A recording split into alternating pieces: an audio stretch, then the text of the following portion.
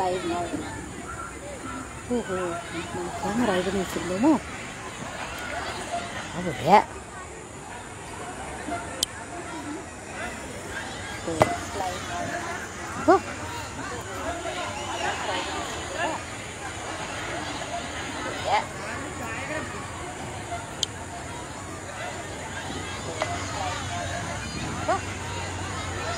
வா அருமை.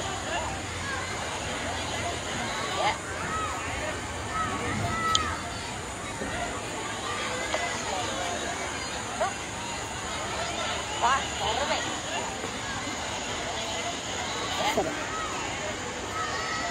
நான் இப்போ யாரை பற்றி பேசுகிறேன்னா,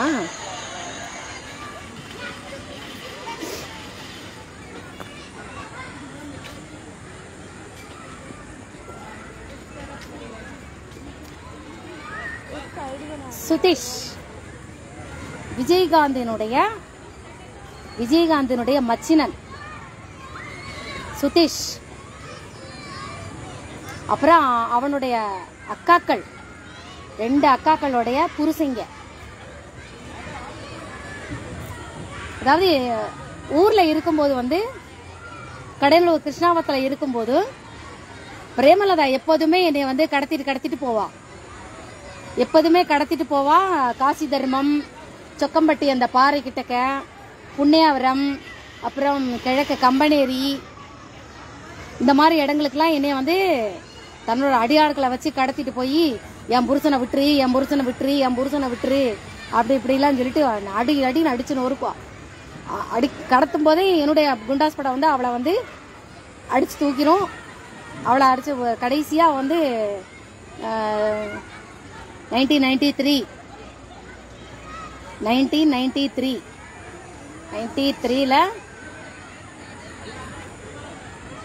ஆமா 93 டிசம்பர் மாசம் 26ஆம் தேதி எங்க ஊரு கடையநல்லூர் இன்ஸ்பெக்டர் சக்கரவர்த்தி அவளை அரெஸ்ட் பண்றாரு. அரெஸ்ட் பண்ணி போகும்போது, இதுக்கெல்லாம் நீ சேர்த்து மாத்த அழிவடி, இருடி, நீ வாழ்க்கை ஃபுல்லா நீ அழுவடி அப்படின்னு சொல்லிக்கிட்டே போனாவ. இதுக்கெல்லாம் நீ சேர்த்து மாத்த நீ அழுவடி அப்படின்னு சொல்லிக்கிட்டே பழி வாங்குவேன் உன்னை சொல்லிக்கிட்டே அழுதுகிட்டே போனான். அதுக்கப்புறம் இருக்கிற இன்ஸ்பெக்டர் சக்கரவர்த்தி இவங்கெல்லாம் நாங்களாம் பேசிட்டு இவன் என்ன பண்ணா ஏது பண்ணா அதெல்லாம் பேசிட்டோம். அதுக்கப்புறம் ஒரு 4-5 நாட்கள் கழிச்சு விஜயகாந்த் வந்து ஜாமீன்ல எடுக்கிறாரு. இவளால எனக்கு ஏகப்பட்ட தொல்லை, ஏண்டா அவளை கல்யாணம் பண்ணிக்கிட்டேன்னு இருக்கு. பாரதி, நீ சொன்னது சரிதான், நான் அவசரப்பட்டு நான் இவளை கல்யாணம் பண்ணிக்கிட்டே தப்பா போச்சு. ஏன் தம்பிங்களுக்கு கல்யாணம் நடக்கணும் அப்படிங்கிறதுக்காக நான் ஏன் வாழ்க்கையை நாசம் பண்ணிக்கிட்டேன். நீ சொன்ன மாதிரியே நான் கொஞ்சம் பொறுமையா தம்பிகளை கல்யாணம் நடக்கட்டும், தம்பிகளை கல்யாணம் பண்ணிக்கட்டும், நீ கொஞ்சம் பொறுமையா இரு, எங்க அக்கா கல்யாணம் ஆன உடனே நம்ம கல்யாணம் பண்ணிக்கலாம் அப்படின்னு நீ சொன்ன. நான் அதை வந்து நான் இது பண்ணவே இல்லை. அப்புறம் என்னை வளர்க்குறவங்களோட சம்மதத்தோட தான் நான் உன்னை கல்யாணம் பண்ணிக்கணும், டக்குன்னு கல்யாணம் பண்ணிக்க முடியாது. நீ சொன்னதையும் நான் மீறி நான் பிரேமலதா நான் கல்யாணம் பண்ணிக்கிட்டா இப்போ நான் கஷ்டப்படுறேன். அப்புறம் இந்த விஷயம் வந்து நக்கீரன் கோபால் உன்னுடைய ஃப்ரெண்டாமே, அவருக்கு தெரியாம நீ பாத்துக்கோ பாரதி, உன்னை பத்தி தெரியாம நான் வந்து பிரேமலதா கல்யாணம் மாட்டேன். அப்புறம் வீரப்பனுக்கெல்லாம் தெரிஞ்சு போச்சுன்னா பிரேமலதா அடிக்க போறான், நீ எல்லாரையும் நீ ஆஃப் பண்ணி வை பாரதி, நீ இவ்வளவு பெரிய ஆளுன்னு எனக்கு தெரியாது பாரதி அப்படின்னு சொன்னார். சரி நான் பாத்துக்கிறேன் அப்படின்னா, அப்புறம் அவளை ஜாமீன்ல 30ஆம் தேதி ராத்திரி 30ஆம் தேதி எடுத்துட்டு போறாரு. அன்னைக்கு ராத்திரி 31ஆம் தேதி அங்க சென்னைக்கு போயிட்டு 2 பேருக்கு என்ன சண்டையா அழுன்னு அழறா. காலங்காத்தால நைட்டு மிட் நைட்ல ஜெயா டிவிக்கு போகுது. என் மனைவி தான் என் வாழ்க்கையில எல்லாமே, என் மனைவி தான் கண்கண்ட தெய்வம், என் மனைவி தான் என் வாழ்க்கையில நிழல் சக்தி நிஜ சக்தின்னு 1994ஆம் ஆண்டு முதல் ஜனவரி 1ஆம் தேதி அன்னைக்கு ஜெயா டிவிக்கு வீடியோ எடுத்து விஜயகாந்த் போடுறான். கொஞ்சம் அந்த பிரேமலதா பக்கத்துல உட்காந்துருப்பல்ல, அதை நீங்க பாத்தீங்க அப்படின்னா அவ கண்ணுல அழுதெல்லாம் தெரிஞ்சிருக்கும். புடவை கட்டிட்டு உட்காந்துருப்பா, கண்ணெல்லாம் மூஞ்சிலாம் வீங்கி போய் அழுதது நல்ல மீண்டும் அதை திருப்பி பாருங்க. அது என் மனைவி தான் எனக்கு எல்லாமே அப்படின்னு 94 நியூ இயர் அன்னைக்கு போட்டிருப்பான் ஜெயா டிவிக்கு. இதை அனுப்பிச்சிருப்பான். இது அது முதல் நாள் நடந்த 5 நாள் நடந்த சம்பவம். சிபிசிஐடிஸ் நீங்க என்கொயரி பண்ணி கேட்கலாம், யார் வேணாலும் அது பண்ணி கேட்கலாம்.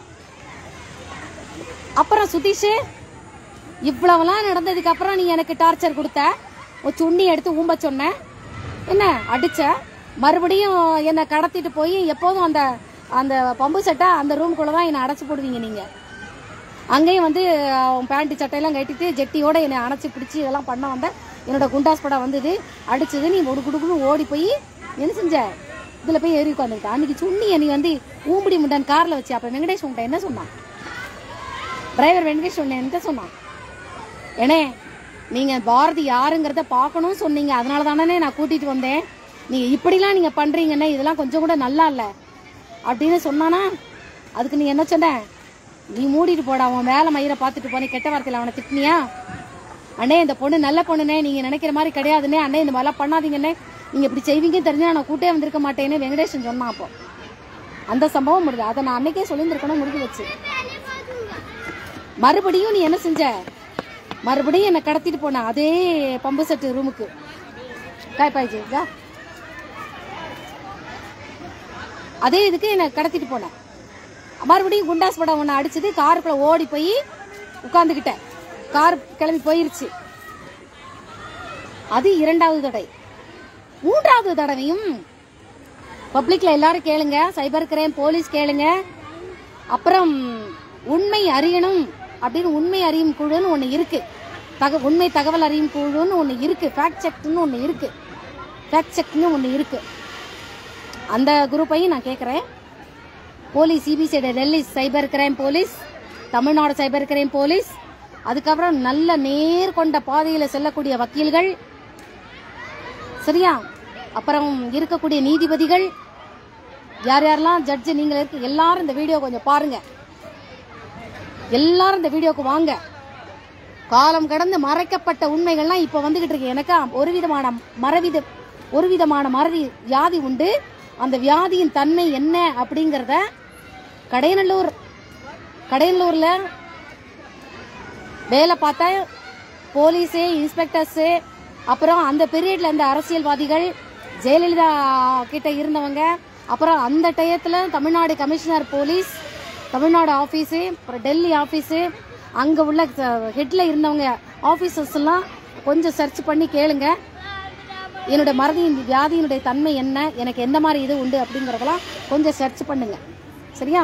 விஜயகாந்த் செத்து போனதுக்கு அப்புறம் இப்போ வந்து சொல்லிட்டு இருக்கீங்களேன்னு ஆனாலுக்கு கேள்வி கேட்டுட்டு இருக்கீங்க. அதுக்கு அது ஒரு மேஜர் சப்ஜெக்ட்ல போகும். சைக்காலஜி படி சில பேருக்கு வந்து மறதியினுடைய தன்மை பலவிதமான உண்டு.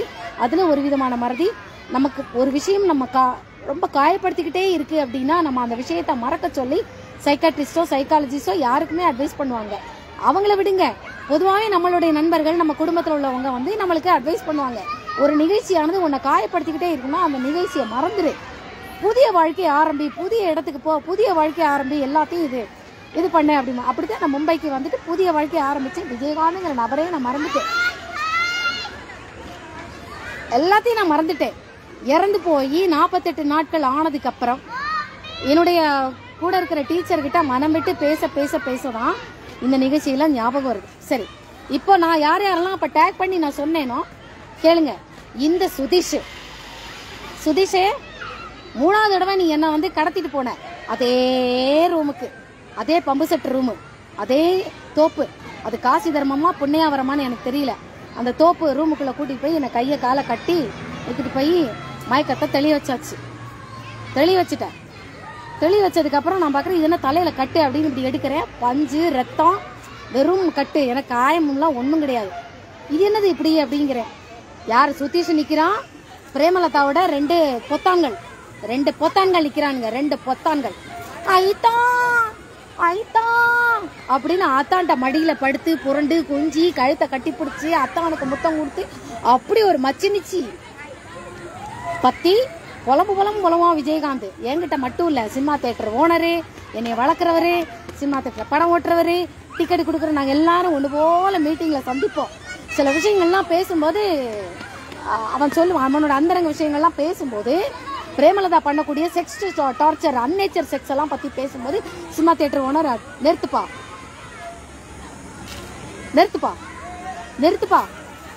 என் பிள்ளைக்கு அதை பத்தி எல்லாம் தெரியாது, என் புள்ள முன்னாடி இதெல்லாம் நீ பேசாத, என் புள்ள முன்னாடி இதெல்லாம் பேசாத சார், இது வந்து உங்க புள்ள விஷயம் இல்ல சார், உங்க புள்ள சம்பந்தப்பட்டு தான் இந்த விஷயம் வருது, எனக்கு அன்னேச்சர் செக்ஸை பழக்கப்பட்டி விட்டுருக்க பிரேமலதா சொல்லிக்கிட்டு இருக்கா சார். இப்படி இப்படி எதா இருந்தாலும் சரி இவன் முன்னாடி பேச வேண்டாம், நம்ம பேசிக்கிறோம் அது பண்ணிக்கிறோம். இது ஒரு பக்கம். இந்த சுதீஷ் 2 பொத்தான்கள். இவன் வந்து அத்தான் கிட்டையே அக்கா புருஷன்கிட்டயே தப்பா நடந்துட்டு இருக்கா. டிரைவர் கிட்ட இருந்திருக்கிறதா விஜயகாந்த் போட்டோ எடுத்துட்டு எங்க ஊரு இன்ஸ்பெக்டர்ஸ் எல்லாத்தையும் காமிச்சிருக்காரு. எனக்கு இவகிட்ட விவாகரத்து வாங்கி கொடுங்க அப்படின்னு. இந்த பாரதி விவாகரத்து பண்ணாதான் சொல்லிக்கிட்டே இருக்கா சார் அப்படின்னு. அப்படி அர்த்தம் இல்ல. நீ உலகத்தை பொறுத்த வரைக்கும் நீ ஒரு செலிபிரிட்டி.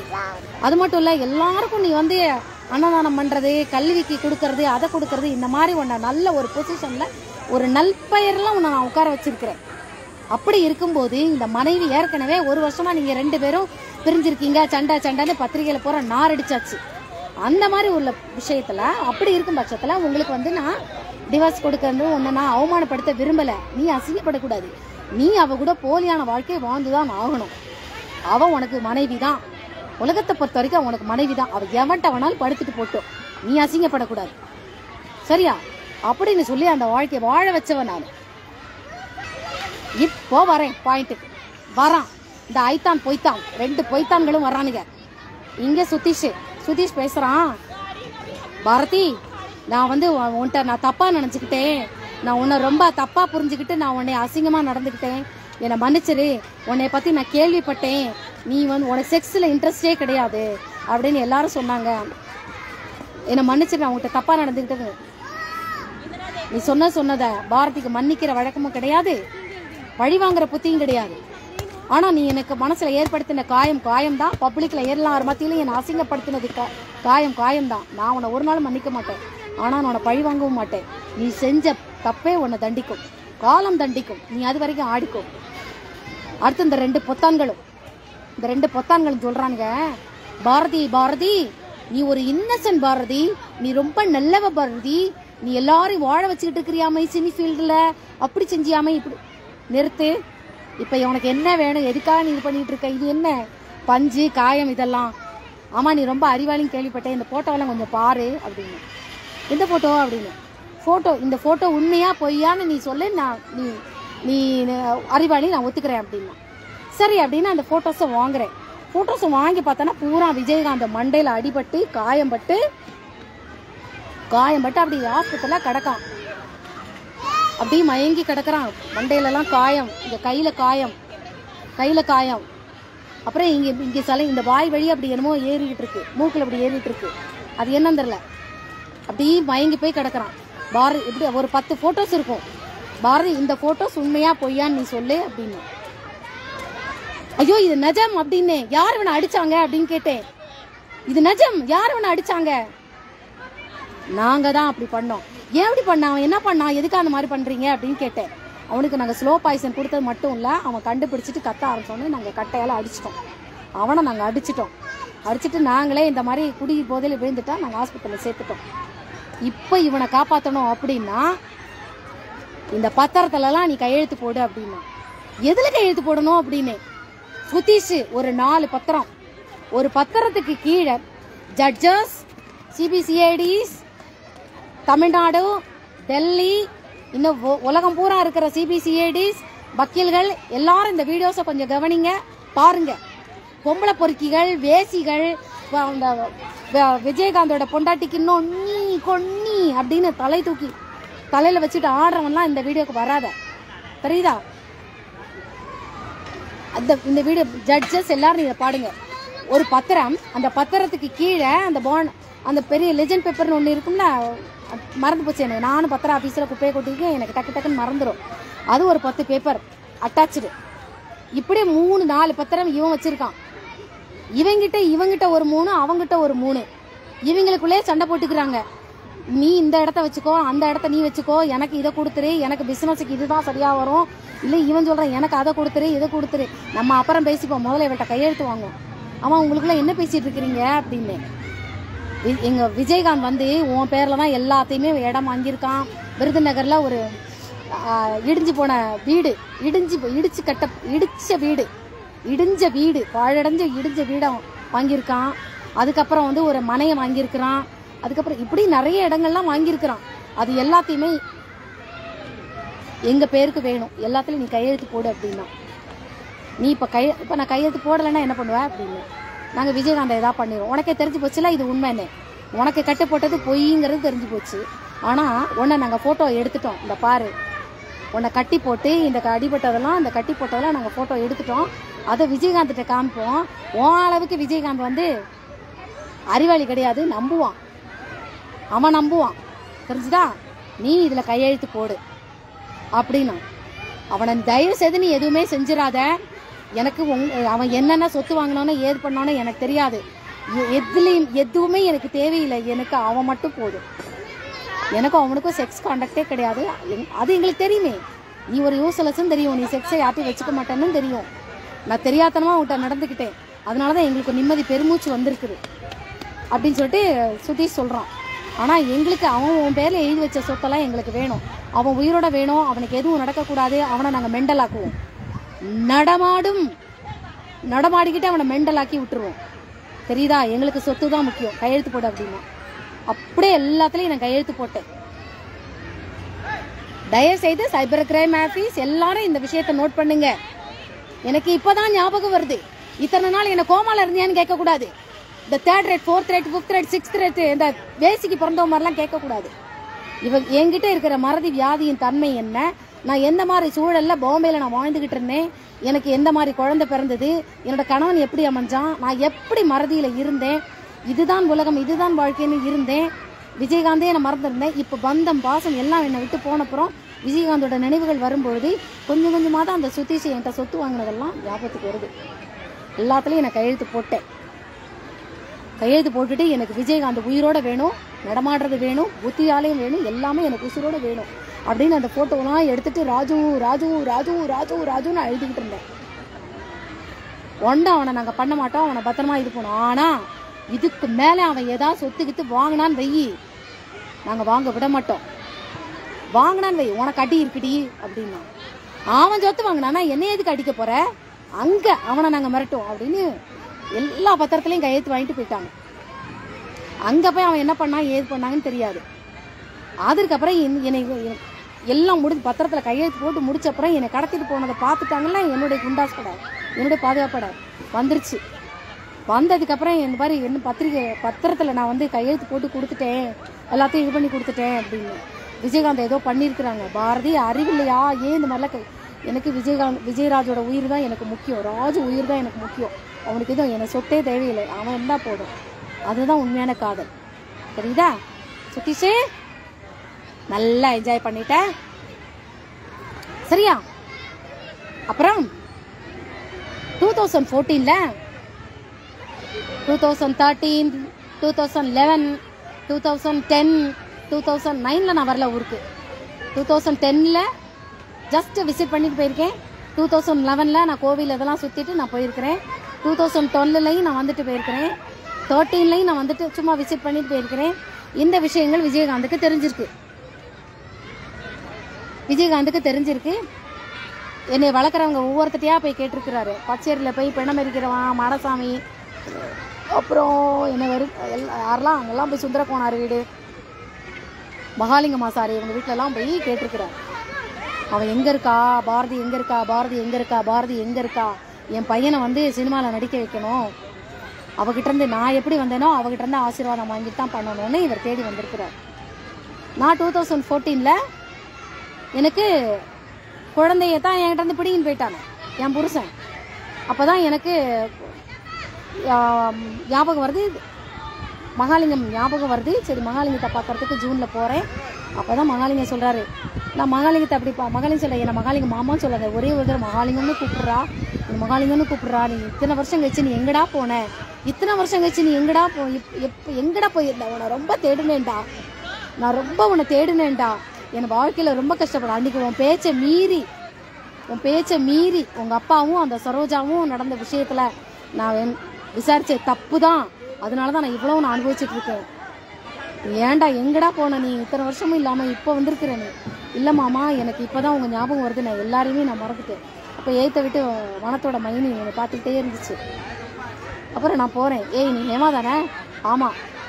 அன்னைக்கு நீ பேசினியே பேச்சு ஆத்தா, ஒன்றா மாதிரி யாரும் ட்ராமா போட முடியாது. அவனை வாழ வைக்கிறதுக்கு நீ பண்ணுன இது இன்னைக்கு கல்யாணி அப்படி இருக்கான். ஓகோன்னு அப்படி நல்ல பேர் வாங்கிட்டு நல்லா இருக்கான் அவன். இன்னைக்கு அவனுக்கு இன்ஸ்பெக்டர் ஆகி அவனுக்கு பதவி என்ன, பணம் என்ன, நல்ல நாடகம் போட்டு அவனை வாழ வச்சுட்டேன். இப்போ என்ன எத்தனை வருஷம் கழிச்சு வந்திருக்க? இல்லை, எனக்கு அம்னீஷியா வந்துருச்சு, இப்போதான் எனக்கு ஞாபகம் வருது பழசெல்லாம். அதனால குழந்தை என்கிட்ட இல்லையா அப்படிங்கின உடனே பந்தம் எல்லாம் போனோடனே எனக்கு ஊர் ஞாபகம் வந்துருச்சு, மகாலிங்க ஞாபகம் வந்தது. மகாலிங்கத்தை மட்டும்தான் எனக்கு ஞாபகம் வருது, வேறு யாரையுமே எனக்கு ஞாபகம் இல்லை. அப்போ போன வருஷம் நீ வந்துட்டு போனியே, எனக்கு ஞாபகம் வரும் மறந்து போயிடும், ஞாபகம் வரும் மறந்து போயிடும், ஞாபகம் வரும் மறந்து போயிடும், எனக்கு என்னன்னே தெரியல, ஏதோ பிரச்சனை இருக்குது அப்படின்னு. அப்புறம் மகாலிங்க மாமா கல்யாணி யாரு, மனத்தோட மைனி சொல்கிறாங்களே அப்படின்னு. அதான் சுந்தரகோனார் பேரன் ஒன்னால இன்ஸ்பெக்டர் ஆனானே, அவனை தான் சொல்கிறான். அவனையும் நீ மறந்துட்டியா? ஆமாம் மாமா, ஞாபகம் இல்லை. ஏன் வந்து மகாலிங்கம்னு சொல்ல. சரி மகாலிங்கம், என் தலையில் ஆசீர்வாதம் பண்ணுமா, என் தலையில் கை வைமா, என் கையினால எனக்கு காசு கொடுமா அப்படின்னு. சரி அப்படின்னு சொல்லிட்டு பர்ஸ்லேருந்து காசு எடுத்து தலையில் கை வச்சுட்டு இப்படி எடுத்து பார்க்குறேன். மாமா, உங்கள் முகத்தில் விஜயகாந்த் சினிமா நடிகர் விஜயகாந்த் முகம் ஏன் எனக்கு தெரியுது அப்படின்னு கேட்டேன். ஆமாம், விஜயகாந்தன் உடனே ஞாபகம் வருது, அந்த பையன் உன்னை ரொம்ப தேடிட்டு வர்றாம்மா, உன்னையே நினச்சி ஏங்கிக்கிட்டு இருக்காம்மா. அவன் பசங்களுக்கு வந்து பெரிய பையனை வந்து ஏதோ இசையில் சேர்க்கணுமா, சின்னவனை வந்து நடிக்க வைக்கணுமா, உன்னோட ஆசீர்வாதம் வேணும்னு உன்னை எல்லாருக்கிட்டையும் தேடி அலையிறாம்மா. உன் அட்ரஸை கொடுமா, எனக்கு இப்போ தான் ஞாபகம் வருது, அட்ரஸ் கொடுமா. டைரி கொடுத்தாரு. டைரியில் எல்லாம் நான் எழுதினேன், இப்படி எப்படி இருக்கா என்ன, என்னை பற்றின விவரங்கள் எல்லாம் நான் சொல்லிட்டேன். நான் வந்துட்டேன். அதுக்கப்புறம் மகாலிங்கம் இறந்து போனது தகவல் வந்ததுக்கப்புறம் கண்ணன் வீட்டுக்கு நான் வரேன். அப்போ தான் இன்ஸ்பெக்டர் கல்யாணி வரான். கல்யாணியை பார்க்குறேன், அவ்வளோதான். எதுவுமே எனக்கு ஞாபகம் இல்லை. கல்யாணி என்னை இன்ஸ்பெக்டர் ஆக்கினது, அது பண்ணது, சின்ன குழந்தையில நாங்கள் ஓடி ஆடி விளையாண்டது, இது பண்ண எதுவுமே ஞாபகம் இல்லை. இவன் தான் கல்யாணியா அப்படின்னு பார்த்துக்குவேன், அவ்வளோதான்.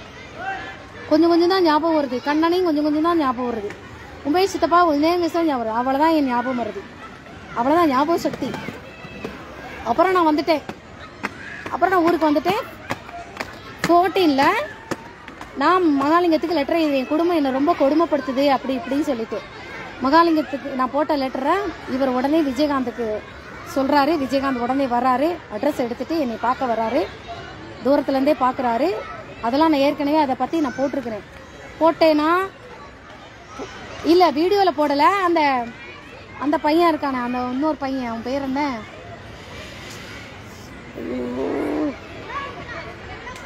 பிரேக்கிங் பிளாக்ஸ் அப்படின்னு அந்த கபிலன்கிற பையன் நான் மதுரைக்கு வந்திருந்தப்போ என்னை இன்டர்வியூ எடுத்தான்.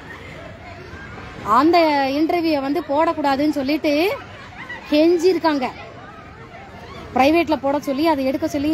அந்த பொம்பளை பேசுகிற வீடியோலாம் ஏன் போடுறீங்க, ஃபேக்ட் செக்குன்னு ஒன்று இருக்குது, மண்ணாங்கட்டின்னு ஒன்று இருக்குன்னு யார், இந்த மீச ராஜேந்திரன், அவனோட வக்கீலு குக்கீலு, அப்புறம் இந்த பொருளாளர் செயலாளர் எல்லாருமா சேர்ந்து இந்த பையனை பேசியிருக்கிறாங்க எலெக்ஷன் டயத்தில் ஒரு தடவை. அதுக்கப்புறம் மறுபடியும் போட்டிருக்கான், மறுபடியும் மிரட்டியிருக்காங்க, மறுபடியும் இது பண்ணியிருக்கிறாங்க. அப்புறம் அந்த பையன் என்கிட்ட சொல்கிறான், உங்களுக்கு ஏதாவது லீகல் நோட்டீஸ் ஏதாவது வந்துச்சா, உங்களுக்கு அனுப்பணும்னு சொல்லி பேசிகிட்டு இருந்தாங்க அப்படின்னு. வரட்டும், லீகல் நோட்டீஸ் வரட்டும். என்னை அரெஸ்ட் பண்ணி உள்ள போறியா? உள்ள வை. என்கிட்ட பத்திரத்தில் கையெழுத்து வாங்கிட்டு போனீங்க, அது எதுக்கு? ஒரு பத்திரம் 2 பத்திரம்னா பரவாயில்லை.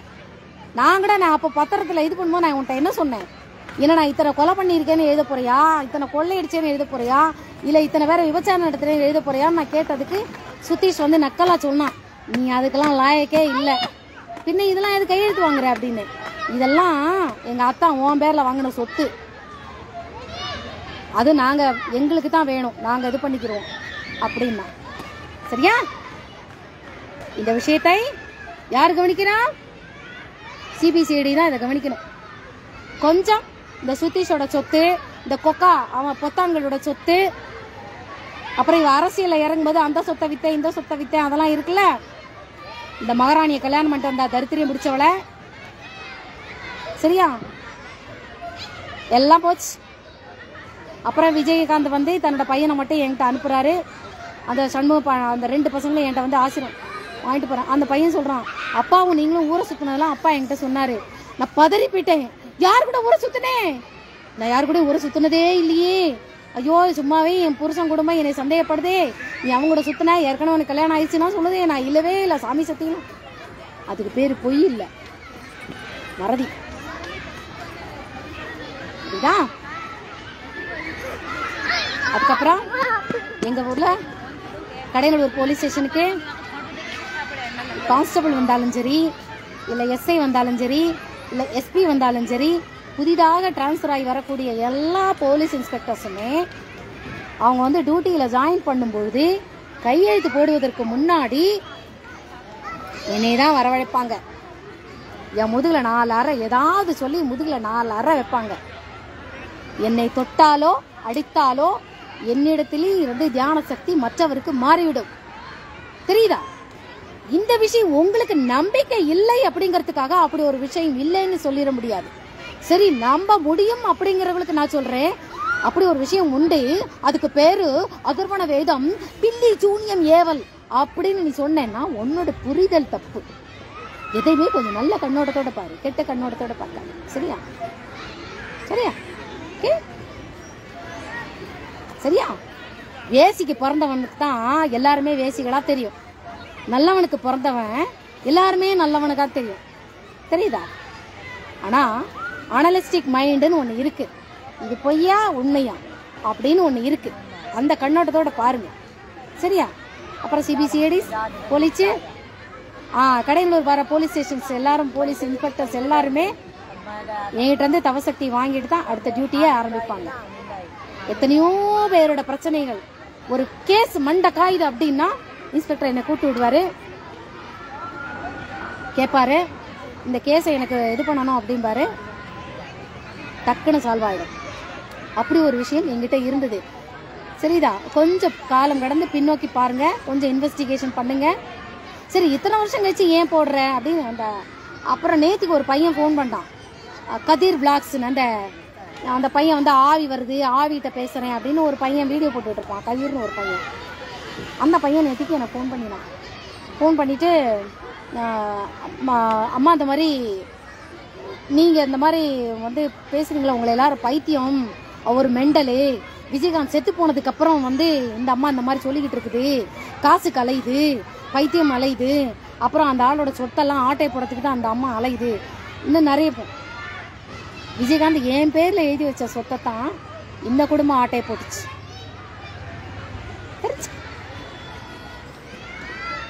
அப்புறம் விஜய் பிரபாகரனுக்கு கல்யாணம்லாம் 19லயோ என்னமோ நிச்சயதாம்பலம்னா நடந்திருந்திருக்கு.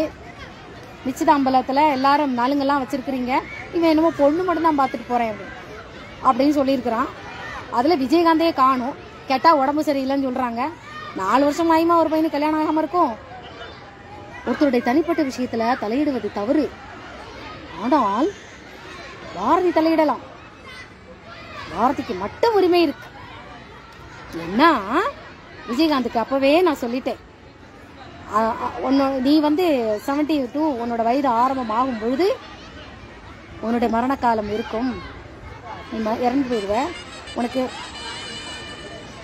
ஹலோ ஹலோ ஹலோ आवाज कम कराना प्लीज, वीडियो का।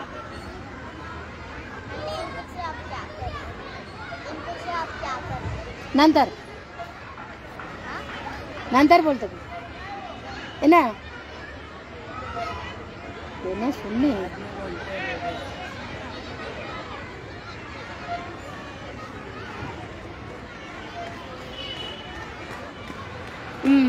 சொல்ல வந்தது மறந்து போச்சு.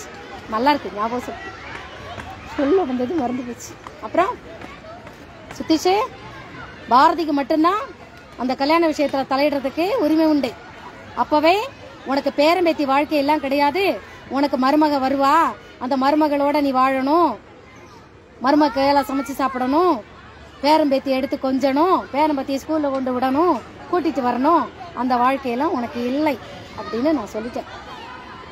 இதெல்லாம் தெரிஞ்சும் விஜயகாந்த் எப்படி வந்து அந்த கல்யாணத்துக்கு நிச்சயதாம்பலத்துக்கு சம்மதிச்சிருப்பாரு? அங்கதான் பாரதிக்கு சந்தேகம் வருது. பாரதிக்கு சந்தேகம் வருது. ஓகே, அப்புறம் இந்த பத்திரம் விஷயத்த கொஞ்சம் இன்வெஸ்டிகேட் பண்ணுங்க. சுதீஷ் பிரேமலதா அந்த 2015க்கு அப்புறம் 2015, 2014, 2015, 2016, 17, 18, 19 எல்லாம் தொடர்ந்து என்னை பிரேமலதா டார்ச்சர் கொடுப்பா. அப்படி கை இவ்வளோ நீள நகம் வச்சிருப்பா. ஆட்டோல ஏறி உட்காந்துக்கிட்டா. நான் ஏறுற ஆட்டோல உட்காந்துக்கிட்டு இப்படி பிடிச்ச தேவடியா முண்டை, ஏண்டி என் புருஷன் ஓன் பேரையே சொல்லிக்கிட்டு இருக்கான், ஏண்டி என் புருஷன் ஓன் பேரையே சொல்லிக்கிட்டு இருக்கான், எப்ப பார்த்தாலும் ஓன் பேரையே சொல்லிக்கிட்டு இருக்கான் அப்படின்னு கேட்டான். யாருமா உன் புருஷன் யாருன்னே எனக்கு தெரியாது. பரதநாட்டியம் தெரியும், முகபாவம் தெரியும், நல்லவ மாதிரி நடிப்ப. நீ ஒரு துஷ்ட துன்மார்க்கி விஷஜந்து. உன் விஷ புத்திக்குத்தான், உன் உச்சியிலேருந்து உள்ளங்கால் வரைக்கும் உன்னோட விஷ புத்திக்குத்தான் உன் குழந்தை அப்படி நொண்டியா பிறந்துச்சு அப்படின்னு பிரேமலதா மட்டும் சொல்லலை, எங்க அக்கா சொன்னான், எங்க அம்மா சொல்லுச்சு, அப்புறம் எங்க நாத்தனார் பூத்தனார் நாகலட்சுமி அவ சொன்னான், சித்ரா சொன்னான், சாந்தி பூந்தி நாத்தனார் சொன்னான். எல்லாரும் ஒரே டைலாக் விட்டுக்கிட்டு இருக்கிறாங்க. எல்லாருக்கும் ஒரே லிங்க் எங்க அக்கா. சரியா? பிரேமலதா நீ கொடுத்த டார்ச்சர் 19, 20, அதுக்கப்புறம் நீ என்ன செஞ்ச? என்ன கேட்ட நீ? பிச்சை காசு. உனக்கு யாரடி காசு கொடுக்குறா? உன் புருஷன் உன்னை வந்து விட்டுட்டு போயிட்டானாமே. நீ என்னடி காசு சம்பாதிச்சிட்டு இருக்கிற? எப்படி நீ தின்னுக்கிட்டு இருக்கிற? உன் நொண்டி குழந்தைய வச்சுக்கிட்டு நீ எங்கடி போற? படுத்து படுத்து எந்திரிச்சுக்கிட்டு இருக்கிறியா? காமிச்சு படுத்துட்டு இருக்கியா? அந்த செக்ஸ் குருவை கூட்டிட்டு வந்தியே ஸ்ரீமதி விஷயத்துல, அந்த மொட்டையனை அவங்ககிட்ட கேட்குற, இவ புண்டைக்குள்ள எத்தனை சுள்ளி இருக்கு பாரு. அந்த ஆள் சொல்லிட்டாரு, இந்த அம்மா பார்த்தா கை எடுத்து கும்பிடன்னு மூலையமா, நீ ஏற்கனவே பல வருஷத்துக்கு முன்னாடி இதே பொண்ணை தான் பார்த்து நீ கேட்ட, இதே பொண்ணை பார்த்து தான் நீ கேட்ட. நான் அப்பவே இந்த பொண்ணு தப்பு பண்ணல, நீ தான் தேவையில்லாம நீ இந்த மாதிரி இந்த பண்ணிட்டு இருக்கன்னு உன்னை விட்டு விலகி போனேன். மறுபடியும் இந்த பொண்ணு தான் இன்னைக்கு பொம்பளையா மாறி இருக்கு. கையெடுத்து கும்பிடன்னு போல தோணுது. நீ மோங்கடதாமா பிரேமலதா தப்பா இருக்கு. ஏமா வண்டியை நிறுத்து, நீ இந்த பிள்ளைய டார்ச்சர் கொடுக்கறத நிறுத்த போறியா இல்லை நான் வண்டியை விட்டு இறங்கவா அப்படின்னு அந்த மொட்டையன் அவன் கூட தெரிஞ்சு வச்சுக்கிட்டான் நான் தப்பு பண்ணல. சிபிசிஐடிஸ் ஸ்ரீமதி விஷயத்துல இந்த பிரேமலதாவையும் கொஞ்சம் சந்தேகப்படுங்க. இந்த மொட்டையனுக்கும் அவளுக்கு என்ன சம்பந்தம்? சுதீஷ் என்ன சம்பந்தம்? நான் ஏன் இதெல்லாம் பத்தி பேசிட்டு இருக்கிறேன் இத்தனை வருஷம் கழிச்சு? ஸ்ரீமதி விஷயத்துல வந்து எல்லாரும் மாறி மாறி போடுக்கும்போது நான் கிளம்ப இறங்குவேன். அப்போ எல்லாத்துக்கும் தெரியும் வேற எங்கேயோ ரூட்டை பிடிக்கும் சொல்லியிருந்தேன். நக்கீரன் கோபாலேருந்து எல்லாரும் ஸ்டாப் பண்ணிட்டாங்க. எல்லாரும் அந்த யாரும் நக்கீரன் கோபாலுக்கோ அந்த ஃபிலிக்ஸுக்கோ ராகுலுக்கோ, அந்த ஃபிலிக்ஸ் ராகுல் அவன் பேர் என்ன, ஐயோ ரேட் ஃபிக்ஸு ஜெராக்ஸ் கப்பி, அவன் இந்த கொக்கரக்கோ சேவல் ராகுல், யார் பணப்பொட்டிலாம் ஒன்றும் வாங்கலை தெரிஞ்சா. நக்கீரன் கோபாலு பிரகாஷ் அப்புறம் இன்னும் இந்த 2 பசங்கள்லாம் வீடியோ போட்டுருந்தாங்க. யாரும் பயப்பட ரவிட்டில் பொட்டிலாம் வாங்கலை, யாரையும் மிரட்டலை. சில காரணங்களுக்காக அவங்க ஒதுங்கி இருக்கிறாங்க. சரியா? சும்மா தப்பா ஏதாவது பேசக்கூடாது. வரும் சுத்தீஷே பத்திரமெல்லாம் என்னாச்சு நோண்டுங்க. காலம் பதில் சொல்லும். நான் அன்னைக்கே அவங்ககிட்ட என்ன சொன்னேன்? நான் யாரையும் மன்னிக்க மாட்டேன், நான் யாரையும் பழி வாங்கவும் மாட்டேன். சரிதா? அவங்க செஞ்ச பாவத்தை வச்சு காலம் தாழ்த்தி அவங்கள நல்லா வளர விட்டு, நல்ல சந்தோஷமா வளர விட்டு முத்தி போகும்போது அவன் செஞ்ச பாவமே அவனை அடிக்கிற மாதிரி பண்ணு. தெரிஞ்சா? நீ லீகல் நோட்டீஸ் விடு, இல்ல போலீஸ் சைபர் கிரைம்ல போய் கம்ப்ளைண்ட் பண்ணு. டிசம்பர் 26, 1993 பிரேமலதா நீ லாக்அப்ல இருந்த இல்ல, அதுக்கு நீ பதில் சொல்லி ஆகணும். அப்புறம் என்ன ஆளை விட்டு கடத்தி இந்த பத்திரத்துல எல்லாம் கையெழுத்து போட்டு வாங்கினீங்களா சுத்திச்சு அவர் 2 பொய்த்தான்கள், அதுக்கு நீங்க பதில் சொல்லி ஆகணும். உங்களுக்குலாம் இந்த விஷயம் நம்ப முடியல அப்படிங்கிறதுக்காக இந்த விஷயம் பொய்ன்னு ஆயிடாது. அப்புறம் எனக்கு பைத்தியம் மெண்டல் கிறுக்குப்பட்டெல்லாம் கட்டினீங்களாமே, அந்த பையன் சொன்னா கதிர் பிளாக், மேடம் உங்களை பற்றி இப்படிலாம் கம்ப்ளைண்ட் வருது, லைவ் மீட்டிங் போடுவோம், எல்லாரும் உங்கள்கிட்ட கேள்வி கேட்பாங்க, இத்தனை வருஷத்துக்கு அப்புறம் செத்து போனதுக்கு அப்புறம் ஏன் இந்த அம்மா வந்து கேட்குது அப்படின்னு கேட்குறாங்க. ஏன் வந்தா உங்களுக்கு என்ன பிரச்சனை? கேள்வி கேட்குறவனுக்கு தான் நான் கேட்குறேன், வந்தா உங்களுக்கு என்ன பிரச்சனை? சரி தெரிஞ்சு நீ என்ன பிடுங்க போறியா? நான் ஏன் வந்தேன் எதுக்கு வந்தேங்கிறத சைபர் கிரைம் பார்த்துக்கும், போலீஸை பார்த்துக்கும், நீதிபதிகள் பார்த்துக்குவாங்க, பெரிய பெரிய பெரிய பெரிய வக்கீல்கள் பார்த்துக்குவாங்க. உலகம் பூரா இருக்கக்கூடிய அந்த இந்தியாவை எப்படி தன்னுடைய கைக்குள்ள பிடிச்சிக்கலாம் அப்படின்னு வெளிநாடு காத்துட்டு இருக்கும் பாரு, ஆராய்ச்சி பண்ணுவான். புரியுதா? உண்மை அறியும் குழுன்னு ஒண்ணு இருக்கு. அந்த குழு நான் பைத்தியமா இல்ல பணத்துக்கு ஆசைப்பட்டு பேசுறேனா இல்ல இவங்க இவங்களால ஏற்பட்ட மன காயத்துல பொறுத்து பொறுத்து பொறுத்து ஆனாலும் வீடியோ போட்டுட்டு இருக்கிறேனா அப்படிங்கிறத பொறுமையா வீடியோ போட முடியல. காயம் அவ்வளவு இருக்கு. ஒவ்வொரு பைத்தியத்துக்கு பின்னாடியும், ஒவ்வொரு பைத்தியம் என்று பழி சுமத்தப்பட்டவன் பின்னாடியும், பழி சுமத்தினவனை பற்றின கிரிமினல் பண்டவாளங்கள் ஒளிந்திருக்கும். ஒவ்வொரு பைத்தியத்துக்கு பின்னாடியும் ஒரு கிரிமினலை பற்றின ரகசியங்கள் ஒளிந்திருக்கும். யார் யாரெல்லாம் என்ன பைத்தியம்னு சொல்றீங்களோ நிச்சயமாக நீங்க கிரிமினலாகத்தான் இருக்கணும்.